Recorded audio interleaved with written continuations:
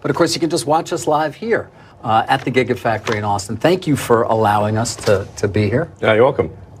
It's quite something to just sit and watch for quite some time.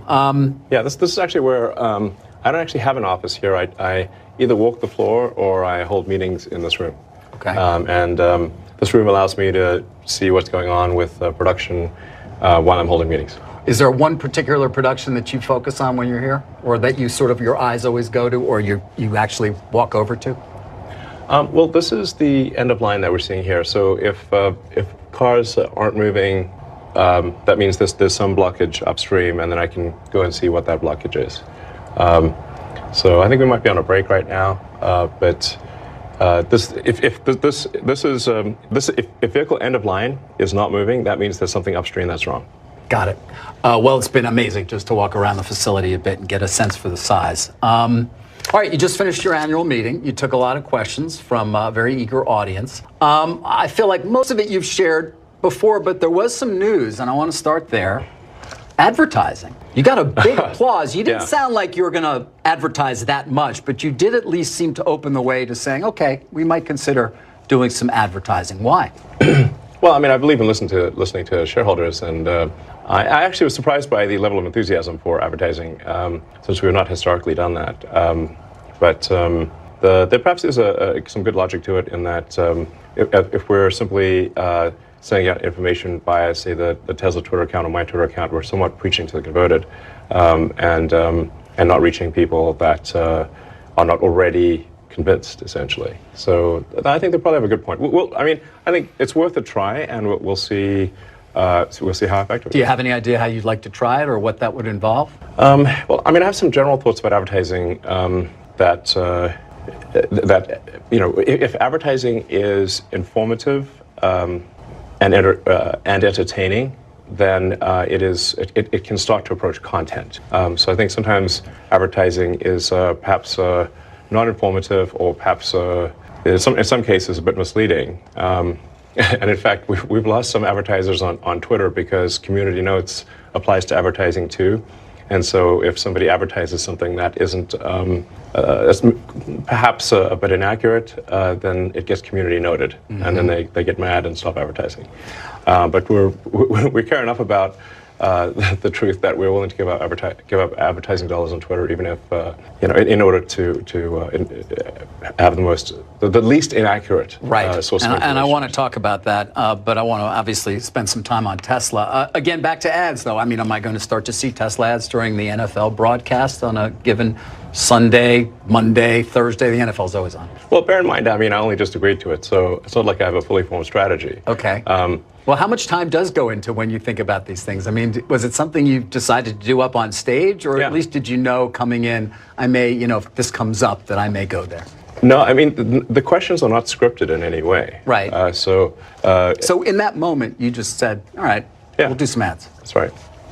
So we're only like 20 minutes later, and I'm asking you detailed questions. You don't have any answers, I guess. I'm not sure what the most effective thing is, except that, like I said, I believe that advertising should be informative about a product. It should be ideally aesthetically pleasing. It should be beautiful. It should have some artistic element to it, and it should be something that you don't regret watching after it's done. And I think if advertising fits those criteria, that it starts to approach content, and that you want advertising that is as close to content as possible, such that you don't regret the time you spent watching it. But you did say something as well, which is that you've been preaching to the converted. You mentioned a few statistics, for example, about safety, about price during the meeting that may not be fully understood by the general auto buying public at large. So a lot of people still think Teslas are super expensive because we did start out with an expensive sports car, then like a slightly less expensive sedan and SUV.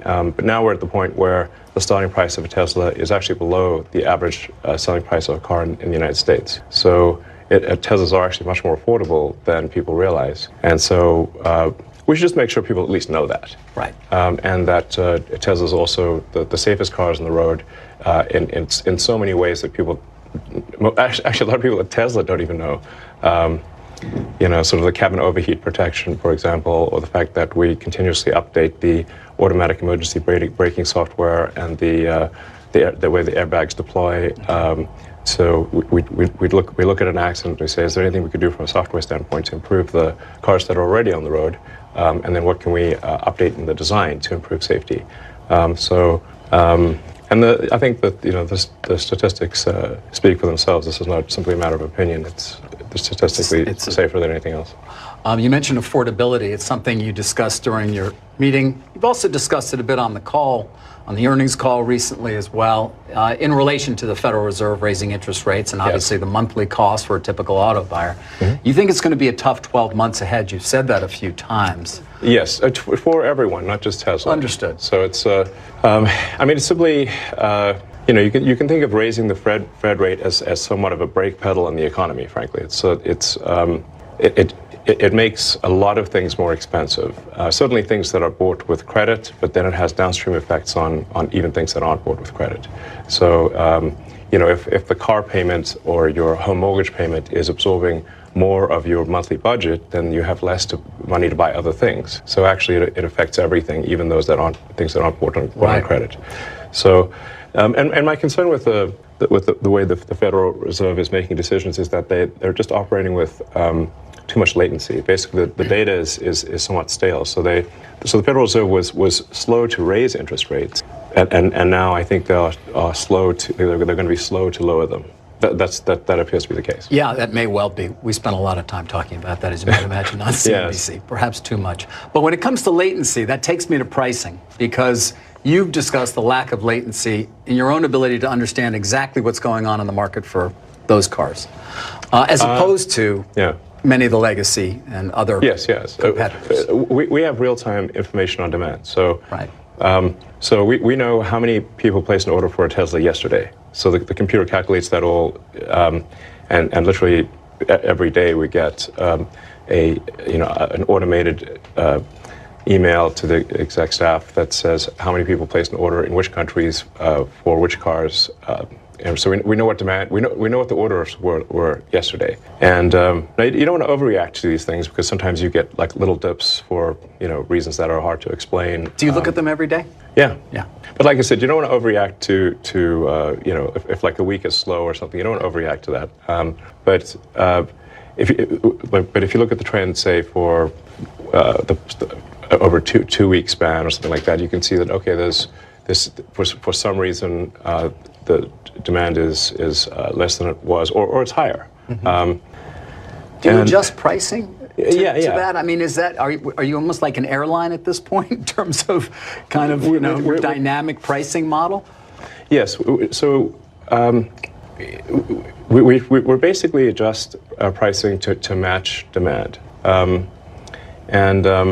we obviously did a big price drop in Q1, but now January is usually a terrible time for car buying. So there's seasonality to car purchases. With January is often the worst month. So we did a big price drop, and then recently we did a price increase. So as I mentioned to the audience, the reality is that all car companies make significant adjustments to price, because you've got the MSRP number. And then if demand is high, dealers will charge some premium over MSRP. If demand is lower, they will have manufacturer incentives. So you can actually see a very big difference over the course of, say, 6 months between the peak to trough of all cars. It's just that Tesla is so immediate and obvious and transparent. It's not a question of MSRP and then markups or discounts. Right. But after your last earnings, a lot of investors came away wanting to talk about your margins and wanting to talk about your pricing. In particular, I think, you talked about vehicle cost reduction. You sort of even said, it's hard to explain the profundity of technically selling cars now for no profit and still yielding tremendous economics over time. Yes. I'd like you to explain a little bit more of what that means. You did a bit in the meeting as well. You're talking about sort of the move, I think, from manual to autonomous and the value add that will come along with that. But explain to people why that's profound and why conceivably, not that you want to, you could sell automobiles now for no profit and still make enormous profit in the future. So Tesla is the only car company selling cars where we believe the car is capable of achieving full autonomy with a software update. So the value of a fully autonomous car is, we think, perhaps 5 times more valuable than a non-autonomous car. Why? Well, the utility of a car, typically a passenger car, is going to be maybe 10 hours a week, maybe 12. If you say like somebody's going to drive an hour and a half a day on average, so maybe an hour commute per day and then an occasional long trip, but figure it's like 10, 12 hours a week is typical for a passenger vehicle. And then you also have a lot of costs associated with parking. You need a garage, or you've got to buy a parking space, or you've got to get a parking ticket at the mall. There's a lot of costs associated with cars. And now, if you've got a car that's autonomous, that can go around and essentially be like an autonomous Uber, the utility, I think, is going to be, well, it's going to be much higher. Perhaps, and this again, there's so much speculative. I understand. We're talking about robo-taxis here, or at least what people have called, or you have called. Yeah, like an autonomous Uber is a way to think about it. So perhaps the utility then would be on the order of 50 hours a week. This is just a guess. Say there's 168 hours in a week, and probably, as a rough guess, an autonomous car will be able to be active instead of for 10 hours a week, probably in our view for about 50. But it's the same car, and it costs the same to build. But I want to understand the business model a little bit, because I'm buying the car, and instead of it parking at my lot while I'm working, it goes off and picks people up and drops them off. Yes. Who's making the money from that? I assume that's the value add you're talking about. Is it a revenue share? Do you have this model sort of planned out specifically as how it would look? Yeah, it's been in the Tesla terms and conditions for quite a long time. Oh, it has. Yeah. So the owner of the car would make I don't know, some amount. Who knows what it'd be, but perhaps it could be a 50-50 split or 70-30. I don't know. But the cars are if you buy a Tesla car, it can only be used in the Tesla network. It cannot be used in someone else's network. That means that if the car is able to be used 5 times as much, Tesla is likely to make basically 2 or 3 times the original value or sale value of the car in robotaxi revenue. Right. This is gigantic. As I said to the audience, it would be like selling cars for software margins, because in fact it is software. Right. So instead of effectively having, say, 25-cent margins, it might be 70% or more. And I mean, the free cash flow associated with that is actually truly a staggering amount. The best analysis that I've seen thus far about this is from Kathy Wood's firm, ARK Invest. We know Kathy well. Yeah, she's great. Yep. I would assume you like her, obviously. She's been a huge proponent of your stock for many years. Was right, by the way, very early on. She was right. Yeah. I thought she was being optimistic, but she turned out to be, in fact, almost spot on. Yeah. And I am familiar somewhat with her analysis. What a lot of investors come back to, or everybody, is your promises of full autonomy. And you seem to be saying, again, you said it before, you know that. Yes, no, I mean... You said it at 19, I think about 20, and I've certainly been, I guess I have somewhat of a pathological optimism. Well, it works, by the way, because you don't end up with this unless you're optimistic. But yeah, exactly. I mean, who would try to do this and rockets if they weren't pathologically optimistic? No, you'd have to be. Yeah, so there's a double-edged sword, I guess. But do you ever say to yourself, all right, I'm getting a little ahead of myself here? I mean, when you said again, we're going to have full autonomy. No, I didn't say we will. I said I think, in my opinion, we probably will. Okay, right. There's a number of qualifiers there. I think, in my opinion, we probably will. So what do you think, in your opinion, you probably will? When? I mean, it does look like it's going to happen this year. Why? Well, we're now at the point where the car can drive on highways and in cities and where a human intervention is extremely rare. So, I mean, I was able to drive for several days just dropping a navigation pen in random locations in the greater Austin area with no interventions. And the same in San Francisco, which is a very difficult place to drive. So, I mean, you've got bus lanes, one-way streets, so it's quite a challenging homeless situation. You were driving recently in San Francisco, or the car was? I have been doing that quite a lot because of Twitter's headquartered of course. there. Maybe less, maybe a little less soon. Yeah. We'll get to that. But finish your point, though, in terms of why you feel why you're optimistic. I'm optimistic for that reason, which is that I've actually never, this is the first time I've had a situation where there's been several days in a row picking random destinations and having no safety-related intervention. Right. It's the first time ever. I want to get to a lot of other topics, but I am curious on Tesla in particular. One thing I haven't heard you discuss is the impact on your business of the Inflation Reduction Act. At least I haven't heard it. Maybe you've discussed it. Adam Jonas, who follows your company at Morgan Stanley, said, "We believe the IRA is so advantageous to Tesla in terms of absolute dollars versus the legacy OEMs, it could equal as much as 45% of current earnings per share." Is the IRA going to be usually beneficial to your company? I'm not sure it's going to be that beneficial.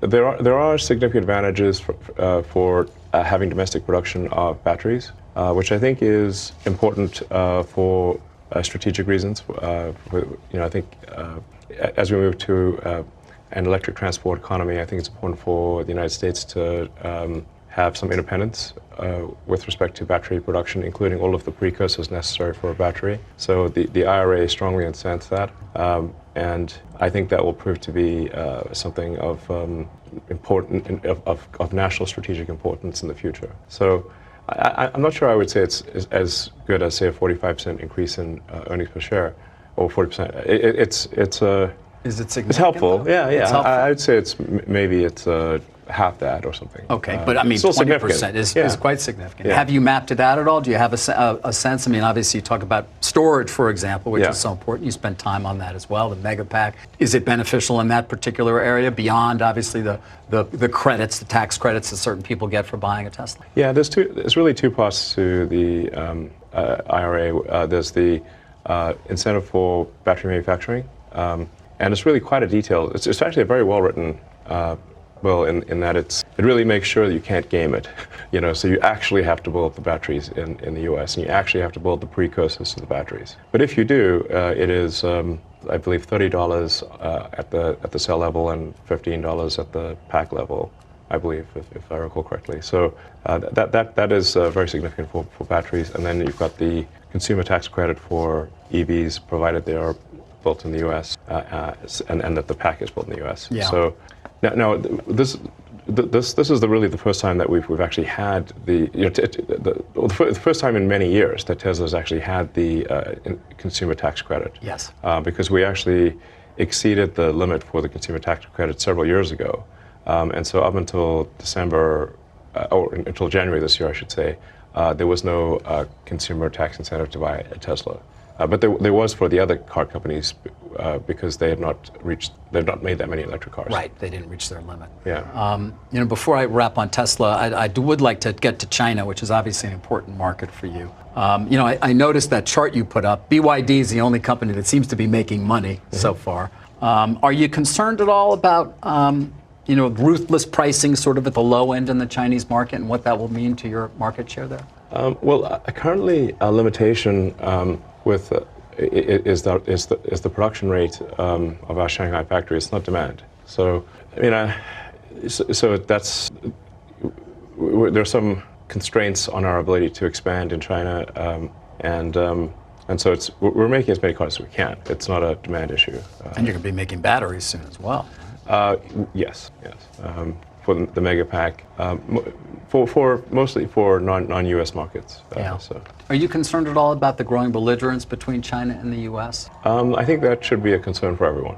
I think you're right. I think it is shared by many people who run large organizations and smaller ones. Do you think, for example, China will make a move to take control of Taiwan? The official policy of China is that Taiwan should be integrated. One does not need to read between the lines. One can simply read the lines. Do you think that... So I think there's some inevitability to this situation. That would not be good for Tesla, conceivably, or for any company in the world, frankly. Yes, for any company in the world. I think almost no one realizes that the Chinese economy and the rest of the global economy are like conjoined twins. It would be like trying to separate conjoined twins. That's the severity of the situation. And it's actually worse for a lot of other companies than it is for Tesla. I mean, I'm not sure where you're going to get an iPhone, for example. Apple's recently started doing some sort of small amount of production in India, but it's tiny compared to... It's tiny, not to mention an advanced semiconductor chip if they take over Taiwan Semi. Correct. I mean, you design your own chips, but you manufacture them at Taiwan Semi too, right? We use Samsung and TSMC, but but you seem to think it's likely to happen. I'm simply saying that is their policy, and I think you should take their word seriously. You know, your time, I think you've said, in fact, some of the brief conversations we've had, is one of the most valuable things in your own control. And I am curious now, and Tesla investors sort of seem to rejoice at the announcement of a new CEO at Twitter in part because they thought, well, he's going to have more time for Tesla. That's true. Is it true? How do you see sort of allocating your time now that you will soon no longer be the CEO of Twitter? It was really a very, very challenging situation at the point at which the Twitter acquisition closed because, in rough terms, there was $1.5 billion of debt servicing that was added, while at the same time there was a massive cycle. Yeah, you said you were 4 months away from bankruptcy. You're going to lose $3 billion in a year, conceivably. Negative $3 billion cash flow and had $1 billion in the bank. Yeah. No, that's not good. No. Anybody who knows anything about corporate finance knows that's bad. No, I mean, I'd say like the analogy I was using was it's like being teleported into a plane that's in a nosedive, headed to the ground with the engine's on fire and the controls don't work. Yeah. And you were the guy who chose that's what it felt like. You chose to get into the plane. Well, I did try to exit the deal, and they wouldn't let me. They wouldn't let, I mean, it was a funny situation where when I first proposed the acquisition, they said, hell no. They adopted a poison pill, basically saying they'd rather die than be acquired. Like they'd rather chew on cyanide. And then a few months later, they're like basically have a gun to my head saying, no, you must acquire us. Yeah. I mean, that's quite a change. It is quite a change. But you seem to think, I can figure out a way out of this until finally, I guess you realized I can't. It was made clear to me that the decision would not come down in my favor legally. Yeah. All right. Well, now you have a new CEO. Yes. I think Linda Yaccarino is going to be great. Why? Twitter is very much an advertising-dependent business. Linda is obviously incredible at that, and she's just a great executive in general. My skills and interests are in technology. I'll continue to play a role advancing the software. And getting the features and product stuff, basically. Right.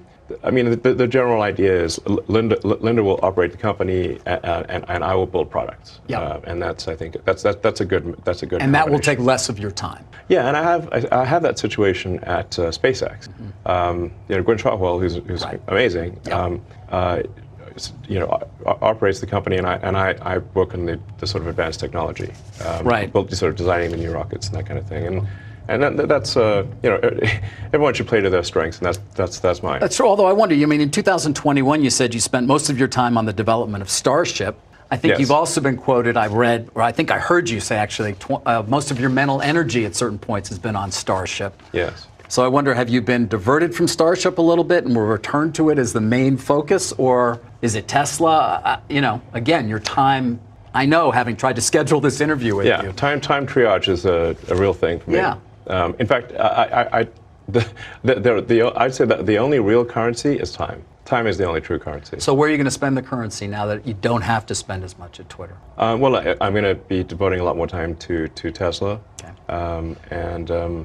Especially on the AI development and new product development, and then I'll also be allocating some more time to getting Starship to orbit. In the case of SpaceX, what I was able to do there was to as the Starlink constellation started working, I was able to move some of the best people from the Starlink program to the Starship program. The timing kind of worked out well.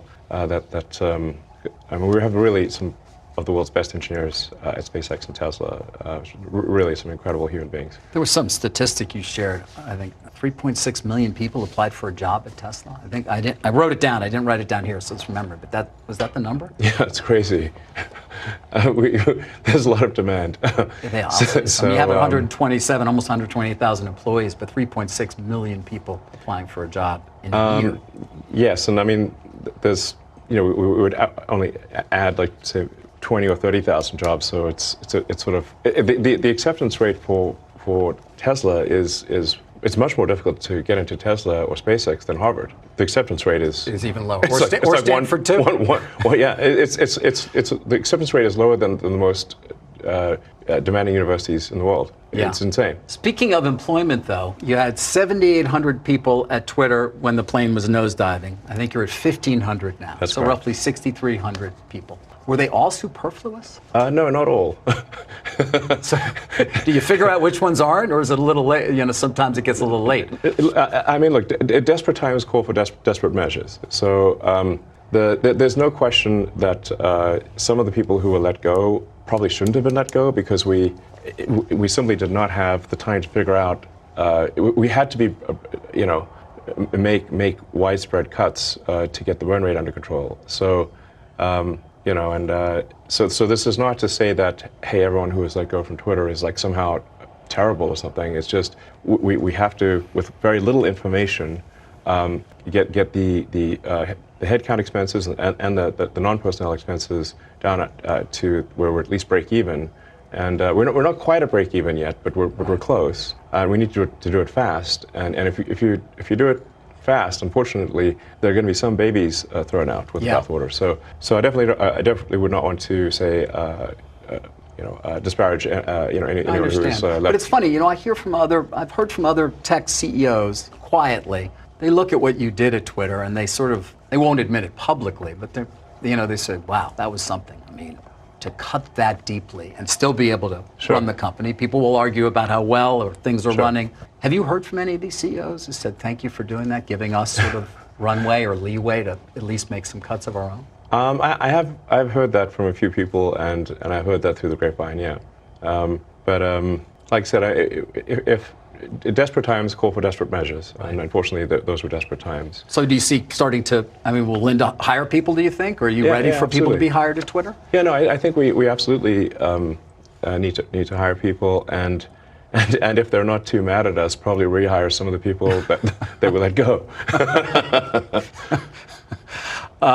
And they're going to have to come into the office. Look, I'm a big believer that people are more productive when they're in person.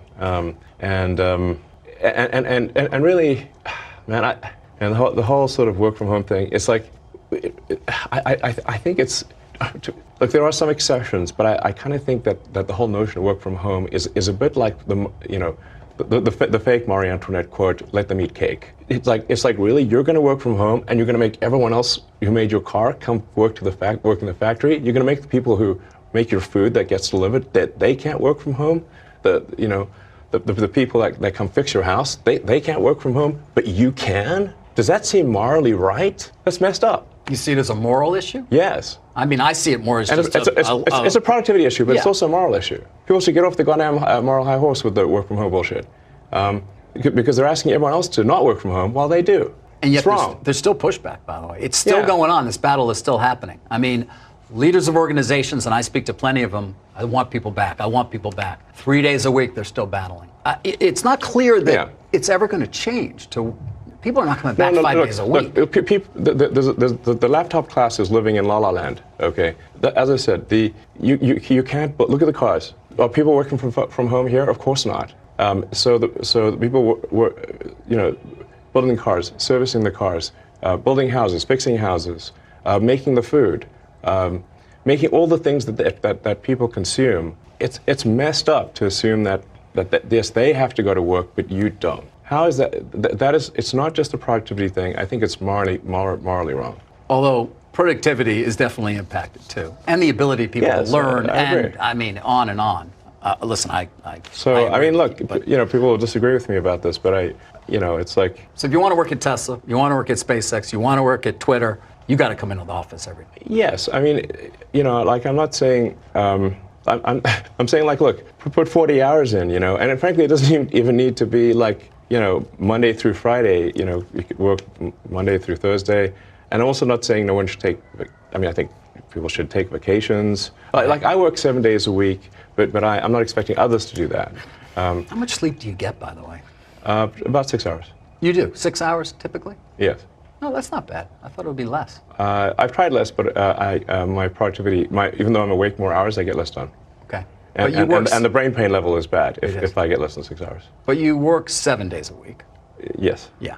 I actually only, in terms of actually, you say like how many days in a year do I not put in some meaningful amount of work? It's probably about 2 or 3. 2 or 3 days? A year. Yeah. A year. Yeah. Yes. I want to get to some more specific questions about Twitter that sort of have a more global aspect. And I still want to get to AI. You're going to give us some time here? Can we still? Yeah, I think we've got a board meeting coming up, but I'm happy to give as much time as reasonably possible. I think it's maybe at 6 or something. Okay. Well, what time is it now? It's 5:42. All right. I'd love another 20. Can you spare another 20? Yeah, sure. All right. At least 20. Great. Let's talk about free speech a bit. You call yourself a free speech absolutist. You want Twitter, and this is aspirationally. Aspirationally, you want Twitter to be as truthful as possible, most accurate source of information about the world. So what does that mean for how you police lies on the platform? You mentioned community notes. Is that the extent of it? I think community notes, yeah. I mean, I'd say, so my overall kind of vision for X or Twitter is to be a cybernetic collective mind for humanity. This is going to sound quite esoteric and sci-fi, but so if in pursuit of that objective, you want to have information move quickly, have that information be accurate, and you want to have error correction on that information. So you can think of community notes as like an error correction on information in the network. And the effect of community notes is actually bigger than it would seem. It's bigger than the number of notes, because if somebody knows that they're going to get noted, they are less likely to say something that is false because it's embarrassing to get community noted. Okay. But and that applies even to advertisers, by the way. Right. We've lost that's so far $40 million in advertising. Because it was misleading, or because the community notes said it was? The community notes, they get two pretty big advertisers got community noted, and yes, I think on balance the community notes were correct, and I did say to those advertisers, look, just go on Twitter and provide some facts that contradict the community note. That's the way to deal with the community note, is to say, is that the community note is saying that the ad is misleading for the following reasons. If you've got information that rebuts that note, then just add that to the ad. Okay. Well, we're coming up on an election. I mean, it's a ways away, but it's going to all start. Yeah. President Trump is allowed back on the platform. He hasn't actually come back. Right. But one would imagine if and when he does, or there are others who will say 2020 election was rigged. Is that something? I assume that's not something you believe. Well, I think the answer is nuanced. Like, do I believe Biden won? Yes, I believe he won. And you voted for him. I did, actually. Do you regret that? I mean, man, I wish we could have just a normal human being as president. That's what I want. I think if we could, there's that old saying of like we're better off being run by people picked at random from the phone book than the faculty of Harvard. Yeah. I don't know who said that, but it was someone very wise. And I would say if we could do that for the president, that would be great. You think that would be beneficial? So you're not, obviously you're not happy with Biden. Don't we all just want a normal human being to be whatever the president? That means, whatever. I'm not even sure anymore what normal means. No, but I mean, like, just I don't know, just a. You want somebody who's competent. Yeah, that's helpful. Yes, I think definitely.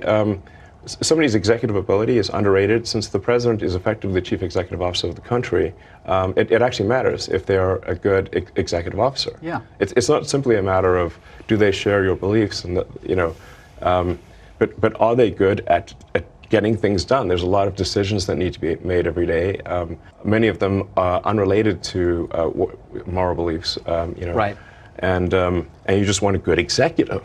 Because they're CEO of America. They are. So we want a good CEO of America who's going to be an effective Unfortunately, we live in highly partisan times where there is war about everything, including ideas, including the truth, which gets back to it's not true that the election in 2020 was rigged. It wasn't stolen. And I wonder on the platform, when you see that, does that end up in a community node, or is that something you take more action on? And obviously, that applies to so many. I mean, to be clear, I don't think it was a stolen election. But by the same token, if somebody's going to say that there was never any election fraud anywhere, this is obviously also false. Yep. If 100 million people vote, the probability that the fraud is zero is zero. There's going to be, of course, there's always going to be some. A little. But is it going to, right? I mean, the tiniest bit, perhaps. I mean, this election was audited. It was so many judges. I mean, it went on and on and on, and there was nothing whatsoever that. I don't want to debate this with you. My question is more about. I think it's important to say, like, that in any given election, even if you try your hardest, if you've got 100 million votes, there's going to be some amount of fraud that is not zero. And that it's important to acknowledge that without saying that the fraud was of sufficient magnitude to change the outcome. Mm-hmm. So my opinion would be that there was some small amount of fraud, but it was not enough to change the outcome. Right, and by the way, it might have been either way. I mean, Yeah, there's probably a little bit of each way. But again, it's going to be, you're going to let people say that, though, on Twitter, and then you're going to hope that they're corrected. They will be corrected. They will be. Oh, yeah, 100%. Let's talk a bit about your tweets, because it comes up a lot. Even today, it came up in anticipation of this. I mean, you do some tweets that seem to be, or at least give support to some who would call others conspiracy theories. Well, yes, but I mean, honestly, some of these conspiracy theories have turned out to be true. Which ones? Well, like the Hunter Biden laptop. That's true. Yeah. Yeah. So, that was a pretty big deal. There was Twitter and others engaged in active suppression of information that was relevant to the public. That's a terrible thing that happened. That's election interference. But how do you make a choice? You don't see. I mean, in terms of when you're going to engage. I mean, for example, even today, Elon, you tweeted this thing about George Soros. Well, I'm looking for it because I want to make sure I quote it properly. But I mean, you know what you wrote. But you basically. It reminds me of Magneto, which is like, calm down, people. This is not like made a federal case out of it. You also, you said he wants to erode the very fabric of civilization, and Soros hates humanity. Like, when you do something like that, do you? Yeah, I think that's true. That's my opinion. Okay, but why share it? Why share it? Especially, why share it when people who buy Teslas may not agree with you, advertisers on Twitter may not agree with you. Why not just say, hey, I think this. You can tell me, we can talk about it over there, you can tell your friends, but why share it widely? I mean, this is freedom of speech. I'm allowed to say what I want. You absolutely are, but I'm trying to understand why you do, because you have to know it puts you in the middle of the partisan divide in the country. It makes you a lightning rod for criticism. I mean, do you like that? People today saying he's an anti-Semite. I don't think you are. No, I'm definitely. I'm like a pro-Semite, if anything. I believe that probably is the case. Yes. But why would you even introduce the idea then that would be the case? I mean, look, we don't want to make this a George Soros interview. No, God, no. I don't want to at all. But what I'm trying, even came up though in the annual meeting. I mean, do your tweets hurt the company? Are there Tesla owners who say, I don't agree with his political position and I know it because he shares so much? Or are there advertisers on Twitter that Linda Yaccarino will come and say, you got to stop, man. Or, I can't get these ads because of some of the things you tweet. I'm reminded of the scene in The Princess Bride. Great movie. Great movie. He confronts the person who killed his father, and he says, offer me money, offer me power. I don't care. So you just don't care. You want to share what you have to say. I'll say what I want to say, and if the consequence of that is losing money, so be it. But I mean, when you link to somebody who's talking about the guy who killed children in a mall in Allen, Texas, and you say something like it might be a bad psyop. I'm not quite sure what you meant, but. In that particular case, there was.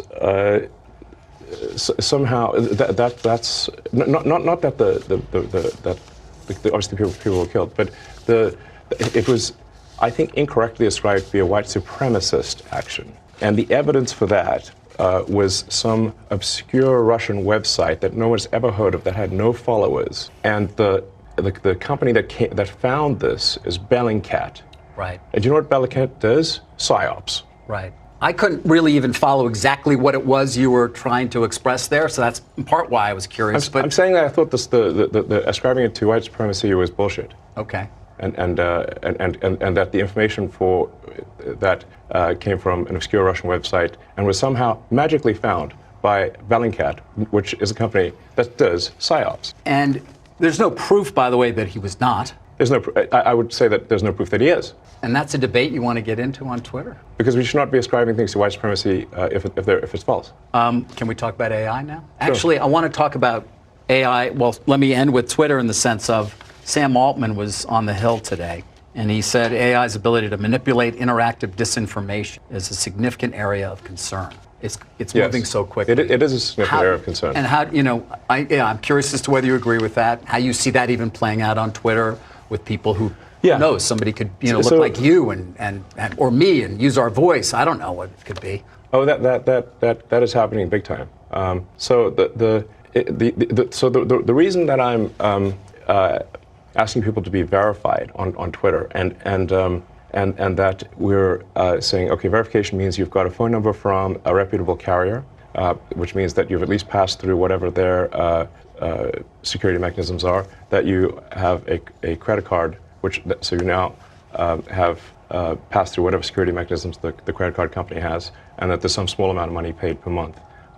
That set of actions significantly increases the cost of fake accounts. With the latest AI, it can bypass basically every test for are you a human. Right. So then how do you know that a million accounts were created? How do you know that those are people? I don't know. How do you? Exactly. You have to do account verification.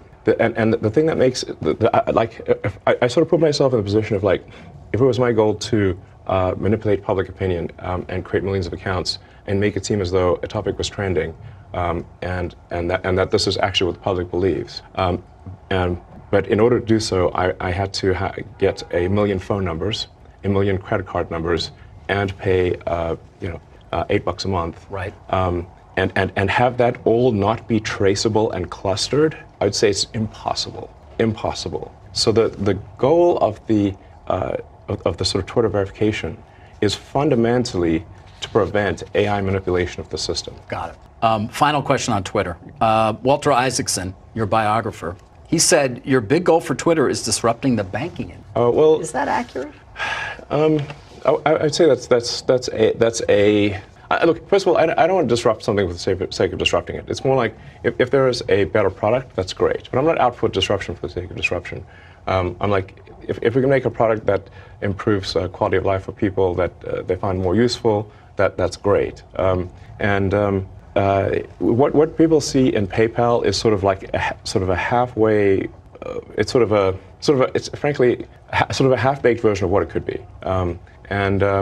And so I think there's potential to create a more efficient financial system.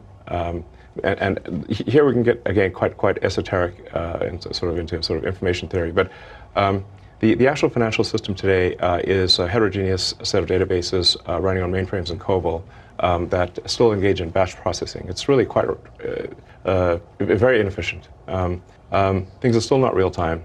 And so it's possible to have a much more efficient, homogeneous, real-time data system. Money is just information, but that's not like the only reason. It's just a thing that would be, I think, poetic to fulfill ultimately the vision that I had for X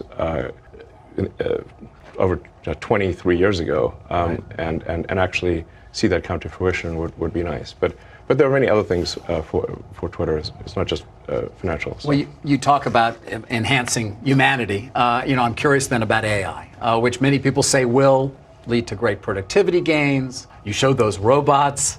I mean, I can imagine what they conceivably could do when powered by AI. But I'm also curious, because you've certainly been concerned, what percentage do you give the chance that it will destroy humanity? Well, the advent of artificial general intelligence is called a singularity because it is so hard to predict what will happen after that. I think it's very much a double-edged sword. I think there's a strong probability that it will make life much better, and that we'll have an age of abundance, and there's some chance that it goes wrong and destroys humanity. Hopefully that chance is small, but it's not zero. And so I think we want to take whatever actions we can think of to minimize the probability that AI goes wrong. And you've called for a pause, along with a number of other people. Yes, look, when I called for the, a friend of mine, Max Tegmark, is a physicist at MIT, wanted me to sign on to the letter. And it's like I knew it would be futile. It is futile. It's futile. I knew it would be futile. I just want to call it like, it's one of those things, well, for the record, I recommended that we pause. Okay. Did I think there would be a pause? Absolutely not. So, but you're starting XAI, I think that's what you're calling it, or some new AI effort. How's it going to be different than OpenAI or Alphabet? This is not the time to this is not. We don't have enough time, and nor is this the moment to really talk about it.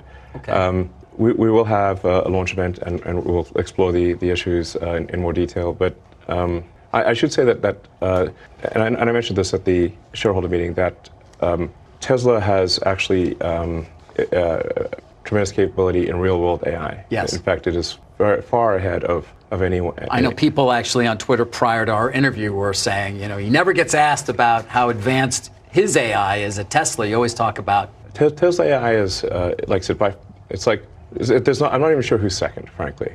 Why is that? What are people not understanding about what you have, and why are we talking so much about ChatGPT and generative AI at OpenAI and what Microsoft's going to be able to do with it, and not about Tesla? I don't know. I mean, people do talk about it online. I think Tesla will have sort of a ChatGPT moment. Maybe if not this year, I'd say no later than next year. Wait, say that again. I'm sorry. You're going to have a sort of ChatGPT moment. Oh, you will. In terms of suddenly it will. Yeah, suddenly 3 million cars will be able to drive themselves with no one. Right. It goes back to that. Right. Yeah, and then 5 million cars, and then 10 million cars. So I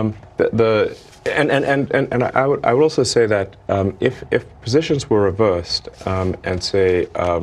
Well, in fact, the positions are reversed. For example, Google has Waymo, which is sort of attempting self-driving, and they are able to make self-driving work in a very limited geography with very tightly mapped streets. But as soon as anything goes wrong with those streets, like if there's an accident or a parade or road construction, it stops working. Basically, Google is unable to produce a generalized solution to self-driving that works anywhere. They've been trying to do that for a long time. They've been unsuccessful. Tesla basically has that and is far more advanced than Google. Yeah. And so if the positions were reversed and you said, okay, Tesla's got to produce a large language model that has output equal to or greater than ChatGPT, or Microsoft OpenAI has to do self-driving, and we flip the tasks, Tesla would win. You'd win. Yes. And you have the computing power and everything else you need to do it. Absolutely. I'm being told we don't have that much time. Can you give me another 5 minutes, or yeah, what do you think? Yeah, I think so. I do have a board meeting. I know. But 5 minutes is probably fine. Sure. Okay, thank you. OpenAI. I mean, you seem somewhat frustrated with them. You were one of the big contributors early on. The reason I am the reason OpenAI exists. How much money did you give them? I'm not sure the exact number, but it's some number on the order of $50 million. Man, fate loves irony, next level. I used to be close friends with Larry Page, and I would stay at his house, and we'd have these conversations long into the evening about AI, and I would be constantly urging him to be careful about the danger of AI, and he was really not concerned about the danger of AI and was quite cavalier about it. And at the time, Google, especially after their acquisition of DeepMind, had 3/4 of the world's AI talent. They had obviously a lot of computers and a lot of money. So it was a unipolar world for AI. And we've got a unipolar world, but the person who controls that does not, or at least did not seem to be concerned about AI safety. That sounded like a real problem. So, and then the final straw was Larry calling me a speciesist for being pro-human consciousness instead of machine consciousness. And I'm like, well, yes, I guess I am. I am a speciesist, and So and- right, so you helped to the creation of OpenAI. You put in Yeah, as so- much as $50 million. more than helped. It wouldn't exist without me. It wouldn't exist without you. So I came up with a name. Right. The name OpenAI refers to open source. So the intent was, what's the okay? So what was the opposite? What's the opposite of Google? Would be an open source nonprofit, because Google is closed sourced for profit, and that profit motivation can be potentially dangerous. So should you have gotten governance for that money? Should you have gotten some level of control, perhaps, in retrospect? yeah, I fully admit to being a huge idiot here. Anyway, so OpenAI was like meant to be open as an open source. It was created as a 501c3, so part of it is also, in the beginning I thought, look, this is probably a hopeless endeavor. How could we possibly compete with? How could OpenAI possibly compete with Google DeepMind? I mean, this seemed like an ant against an elephant, which is not a contest. And I was also.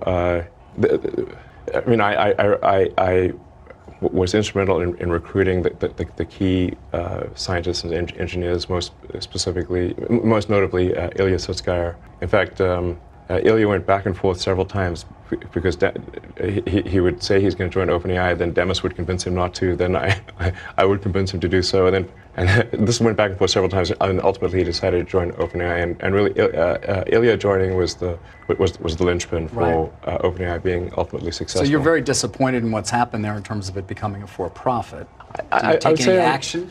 Sue them in some way? I do think that there's some. Look, it does seem weird that something can be a non-profit, open source, and somehow transform itself into a for-profit closed source. This would be like let's say you funded an organization to save the Amazon rainforest, and instead they became a lumber company and chopped down the forest and sold it for money. And you'd be therefore like, well, wait a second, that's the exact opposite of what I gave the money for. Yeah. Is that legal? That doesn't seem legal. And if it is, and in general, if it is legal to start a company as a nonprofit and then take the IP and transfer it to a for-profit that then makes tons of money, shouldn't everyone start? Shouldn't that be the default? Right. And then I also think it's important to understand like when push comes to shove, let's say they do create some digital superintelligence, almost godlike intelligence. Well, who's in control? Yeah. And what exactly is the relationship between OpenAI and Microsoft? And I do worry that Microsoft actually may be more in control than, say, the leadership team at OpenAI realizes. Microsoft, as part of the Microsoft investment, they have rights to all of the software, all of the model weights, and everything necessary to run the inference system. So they essentially have a great deal of control. At any point, Microsoft could cut off OpenAI. Elon, I'm being told we have to wrap up. Your board has been very Sure. patient. I want to end on one AI question. You have a lot of kids. I have some kids. I have one who's actually soon to go into the workforce. I struggle with how to advise him about a career when this technology exists and will only improve. I'm just curious, when you think about advising your children on a career with so much that is changing, what do you tell them is going to be of value? That is a tough question to answer. I guess I would just say, to sort of follow their heart in terms of what they find interesting to do or fulfilling to do, and try to be as useful as possible to the rest of society. If we do get to the sort of like magic genie situation where you can ask the AI for anything, and let's say it's even the benign scenario. Let's say it's a benign scenario. How do we actually find fulfillment?